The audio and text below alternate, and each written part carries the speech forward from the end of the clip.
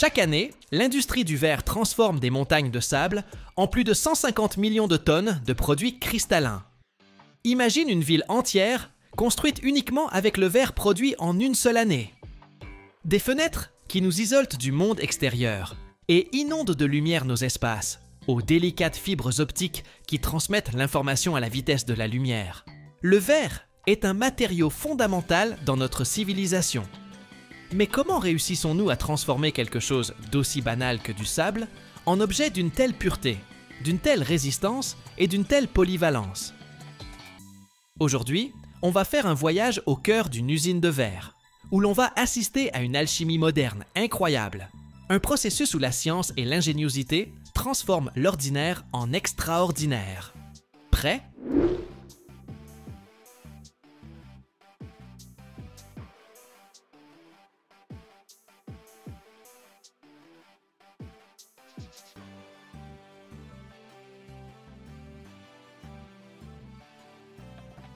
Le voyage du verre commence par la sélection méticuleuse de ses ingrédients magiques.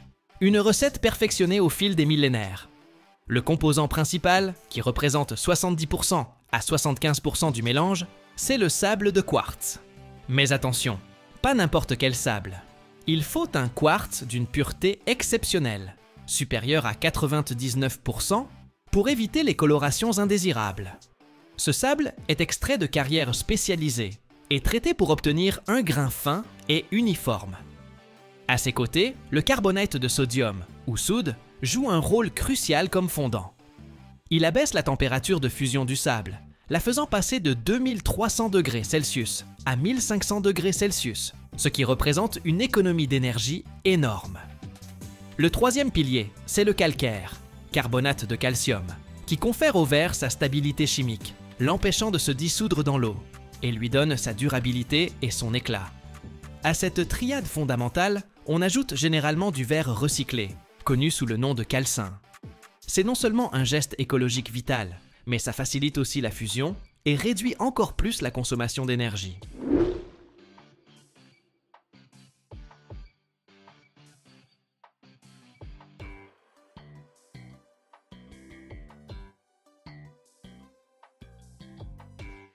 Une fois que ces matières premières arrivent à l'usine, elles sont stockées dans d'énormes silos, comme des trésors de géants. Ici, la précision est le maître mot. Chaque ingrédient est pesé avec une exactitude presque nanotechnologique, grâce à des systèmes automatisés et informatisés, garantissant la perfection des proportions de la recette. Ce mélange, appelé composition ou mélange vitrifiable, est ensuite transporté vers d'immenses mélangeurs industriels. À l'intérieur de ces machines, les différentes poudres sont mélangées et combinées jusqu'à obtenir une homogénéité absolue, formant une poudre fine et uniforme, prête pour l'étape suivante, la plus chaude. C'est à ce stade que, si l'on veut créer du verre coloré, on ajoute de petites mais puissantes quantités d'oxyde métallique, de l'oxyde de cobalt pour les bleus profonds, de l'oxyde de chrome pour les verts émeraudes, du sélénium pour les rouges vifs, ou même de l'or pour les tons rubis.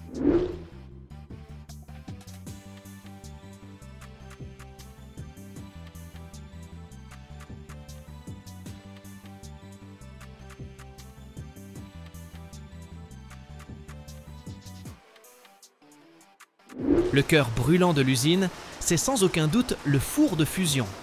Ce ne sont pas de simples foyers, ce sont des colosses d'ingénierie, revêtus de briques réfractaires, capables de supporter des températures extrêmes, et qui peuvent fonctionner en continu pendant une décennie ou plus.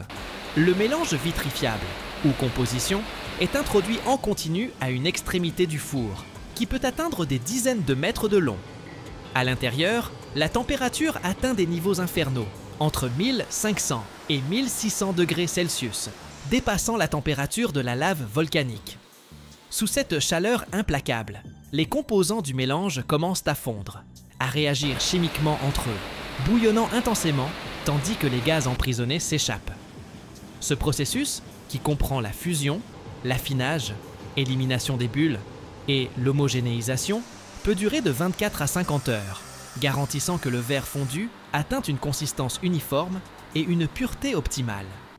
Le résultat est une mer de verre liquide, brûlant et visqueux, semblable à du miel doré incandescent, prêt à être maîtrisé et formé.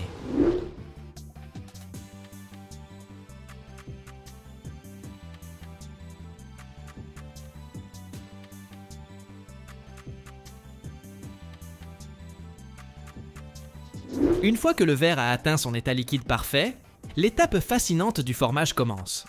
Pour la production de verre plat, celui qu'on trouve dans les fenêtres, les miroirs ou les tables, la méthode privilégiée est le révolutionnaire procédé float, ou procédé de flottage. Inventé dans les années 1950, ce processus consiste à déverser le verre fondu en un ruban continu et contrôlé, depuis le four sur un grand bain d'étain liquide, maintenu à une température précise dans une atmosphère inerte pour éviter l'oxydation. Comme le verre est moins dense que l'étain, il flotte dessus, s'étalant naturellement sous l'effet de la gravité et de la tension superficielle. Ça crée une feuille de verre avec un parallélisme parfait de ses surfaces, et une surface tellement lisse qu'elle n'a pas besoin d'être polie par la suite. L'épaisseur de cette feuille, qui peut varier des feuilles les plus fines de moins d'1 millimètre aux dalles robustes de plus de 2 cm, est contrôlée avec précision en ajustant la vitesse à laquelle le ruban de verre est tiré hors du bain d'étain. C'est de la haute précision.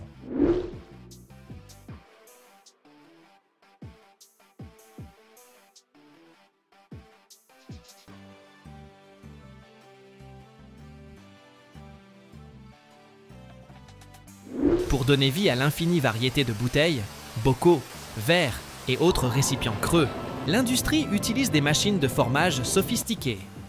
La technique la plus courante est le soufflage-soufflage ou le pressé-soufflage, réalisé sur des machines individual section, qui sont de véritables merveilles d'automatisation.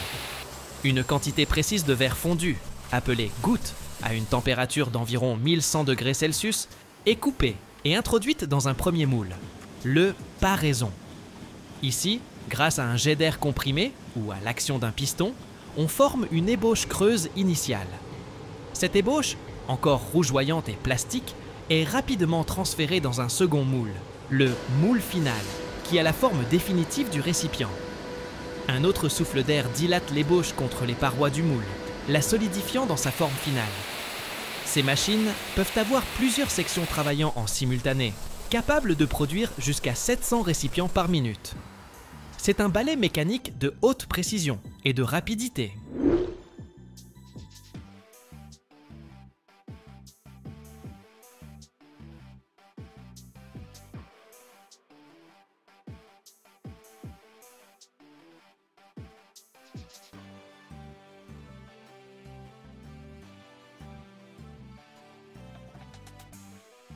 Quelle que soit la méthode de formage utilisée, le verre fraîchement formé, qu'il s'agisse d'une feuille continue ou d'une bouteille individuelle, a une température très élevée et surtout contient d'importantes tensions internes dues au refroidissement inégal de sa surface et de son cœur. Si on le laissait refroidir à l'air libre sans contrôle, ces tensions le rendraient extrêmement fragile, sujet à se casser au moindre choc ou changement brutal de température. Pour éviter ça, et donner au verre sa résistance caractéristique, il doit subir un processus de recuisson, annealing. Le verre se déplace lentement sur des rouleaux ou des tapis roulants à travers un long four-tunnel, appelé lyre ou four de recuisson. À l'intérieur de ce tunnel, qui peut s'étendre sur des centaines de mètres, la température est contrôlée avec une précision extrême. Le verre est d'abord légèrement réchauffé pour uniformiser sa température interne et externe, puis il est refroidi très progressivement et de manière contrôlée, un processus qui peut durer plusieurs heures. Ce refroidissement lent permet à la structure moléculaire du verre de s'organiser et de se détendre, éliminant les tensions internes et lui conférant la stabilité et la résistance que nous lui connaissons.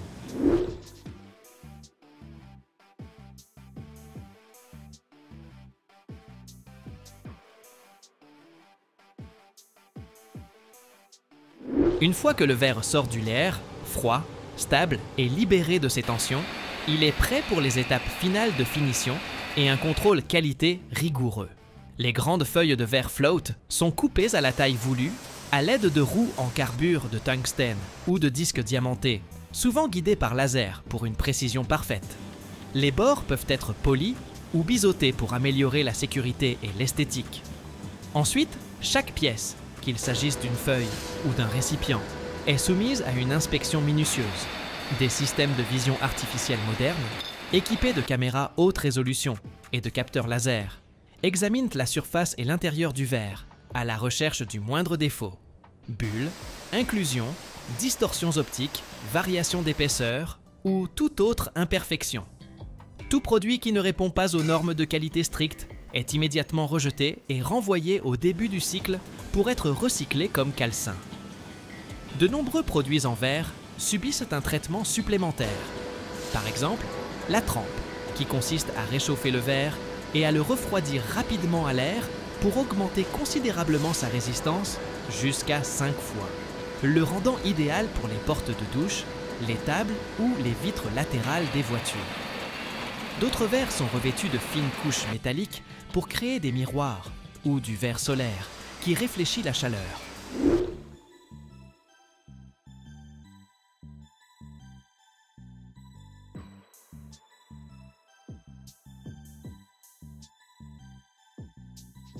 Et voilà comment s'achève ce voyage extraordinaire. Ce qui a commencé comme de simples grains de sable s'est transformé, grâce à un processus complexe de chaleur extrême, de précision mécanique et de contrôle scientifique, en un matériau qui définit une grande partie de notre environnement bâti et technologique. Des humbles bouteilles qui conservent nos produits aux panneaux de verre sophistiqués qui habillent les plus hauts gratte-ciel du monde. Le verre est un témoignage de l'ingéniosité humaine. Et, peut-être, sa qualité la plus merveilleuse à l'ère moderne, c'est sa capacité infinie à être recyclé. Le verre peut être fondu et reformé encore et encore, sans jamais perdre sa pureté ni ses propriétés. Chaque fois que nous jetons une bouteille dans un conteneur de recyclage, nous contribuons à un cycle vertueux qui économise les matières premières vierges, réduit considérablement la consommation d'énergie dans la production, jusqu'à 30%, et diminue les émissions de gaz à effet de serre. Le verre, ce n'est pas juste un matériau transparent à la lumière, mais aussi un brillant exemple de la manière dont l'industrie peut se diriger vers un futur plus durable. La prochaine fois que vous tiendrez un objet en verre, prenez un instant pour apprécier l'incroyable odyssée de sa création.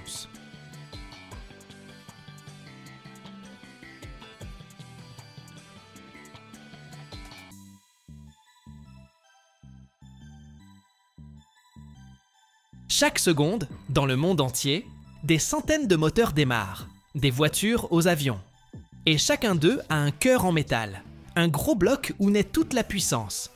Mais comment, à partir d'une ébauche métallique brute, on obtient une structure précise, ajustée au micron près? Il n'y a pas si longtemps, c'était un travail manuel minutieux.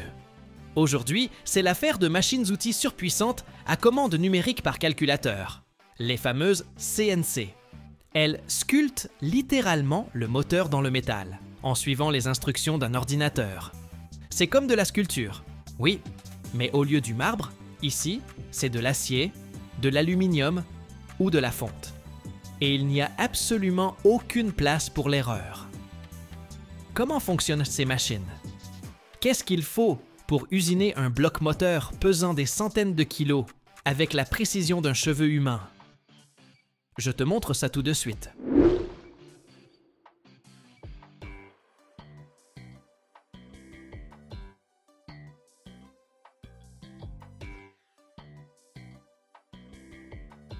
Avant de former les pièces brutes en acier sous la pression énorme des presses hydrauliques, on les chauffe impérativement à une température précise. Ça facilite grandement la déformation du métal et ça garantit une super qualité aux pièces finies. Cette étape, c'est la clé dans la technologie du forgage et de l'estampage des métaux. Pour les pièces en acier, le plus souvent, on chauffe à une température autour de 1300 degrés Celsius. Ça correspond au forgeage à chaud.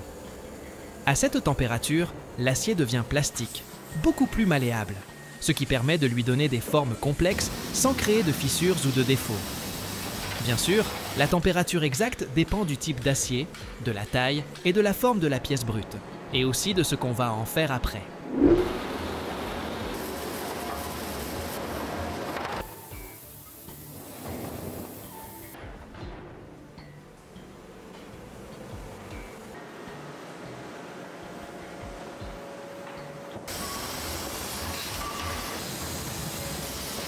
Le chauffage se fait dans des fours spéciaux, où la température est maintenue super stable et uniforme. On met les pièces brutes dans le four. La chaleur commence par atteindre la surface, puis pénètre progressivement au cœur de la pièce. Ce qui est crucial, c'est d'équilibrer la vitesse de chauffe. Si c'est trop rapide, la température n'est pas uniforme et ça crée des tensions internes, voire des fissures. Mais si c'est trop lent, eh bien, ça plombe la productivité. Pas simple. La vitesse optimale pour monter en température pour les pièces en acier, c'est généralement entre 50 et 100 degrés par heure. Ça assure un chauffage bien régulier et ça aide à former la bonne structure dans le métal. La durée pendant laquelle on maintient la pièce à la température cible dépend de sa taille. En général, c'est entre 7 ou 20 minutes pour des pièces faisant de 40 mm à 100 de diamètre.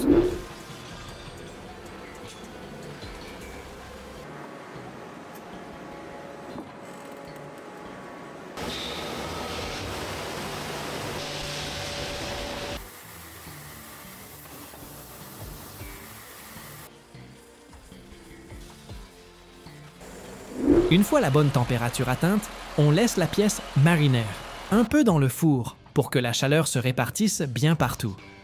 Ça évite les écarts de température entre la surface et le cœur, qui pourraient causer des stress thermiques et des fissures pendant la déformation.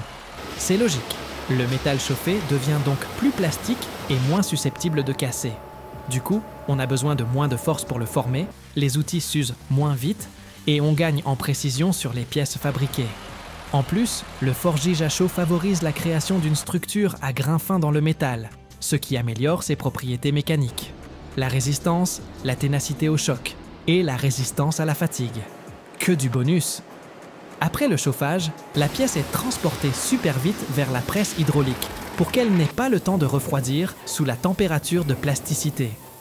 Le temps de transport et la température de surface juste avant de commencer la déformation sont contrôlés de près pour éviter les mauvaises surprises, comme des fissures ou d'autres défauts.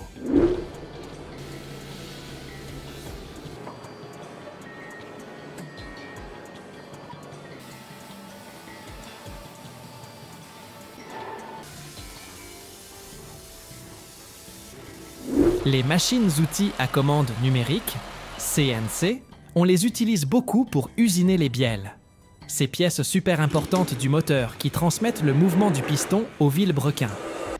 Fabriquer une bielle, c'est un processus complexe qui comprend du tournage, du fraisage, du perçage et de la rectification. Tout ça avec une précision de fou.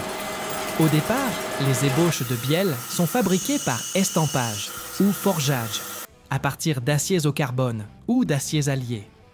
Ces ébauches ont déjà une forme proche de la pièce finale, et souvent, elles incluent le chapeau de la tête de bielle, qui sera séparé plus tard. Sur les tours CNC, on fait l'ébauche et la finition du corps, et des têtes de la bielle. Ensuite, on perce les trous de centrage, les trous pour les vis de bielle, et d'autres trous techniques, avec une précision allant jusqu'à un cinquième de millimètre. Dingue, non? Le fraisage sert à usiner les plans de joint entre le chapeau et le corps, et la rectification permet d'obtenir une surface tellement lisse, une faible rugosité, que ça garantit un fonctionnement souple et une longue durée de vie à la pièce.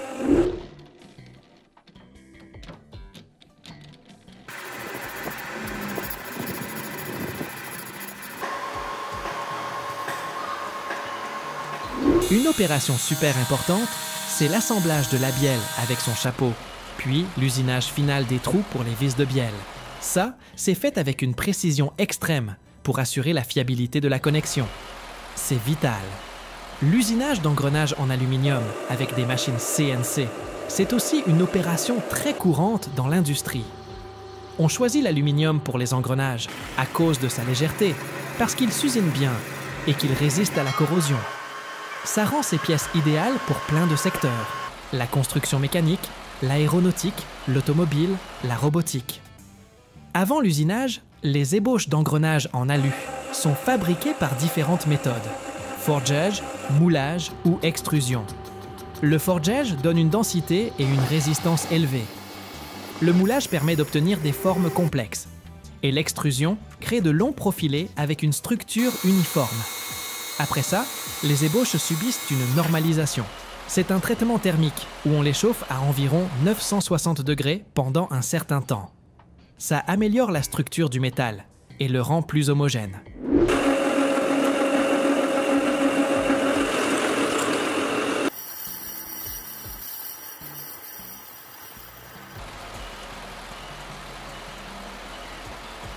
L'usinage des engrenages sur les machines CNC, c'est un processus dit soustractif.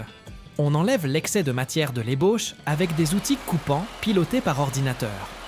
Grâce à la commande numérique, la machine réalise des opérations complexes avec une très haute précision, ce qui permet d'obtenir un profil de dent parfait, des dimensions exactes et des tolérances très serrées. Les opérations principales comprennent le tournage, le fraisage des dents, taillage, le perçage et l'alésage des trous, la rectification et parfois le honage pour une finition ultra précise. Pour les engrenages, la précision de certains paramètres est critique. Le module de la dent, l'angle de profil, l'épaisseur de la dent, le diamètre de la roue, la coaxialité, l'alignement de l'alésage central et de la denture. Les machines CNC assurent des tolérances de l'ordre du centième, voire du millième de millimètre. Ça garantit un fonctionnement fluide et silencieux de la transmission.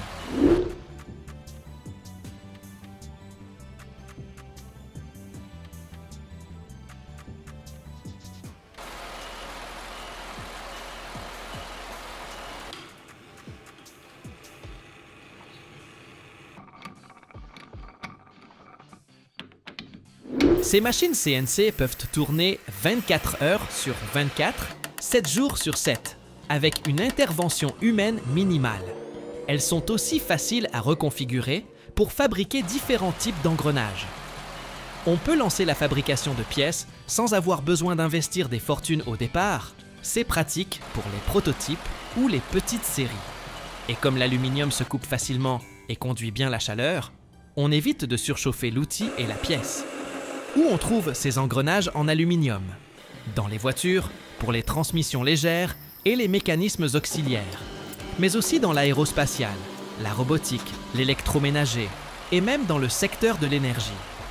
La qualité d'un engrenage, ça commence par la vérification du matériau, les alliages d'aluminium, leur composition chimique, leurs propriétés mécaniques.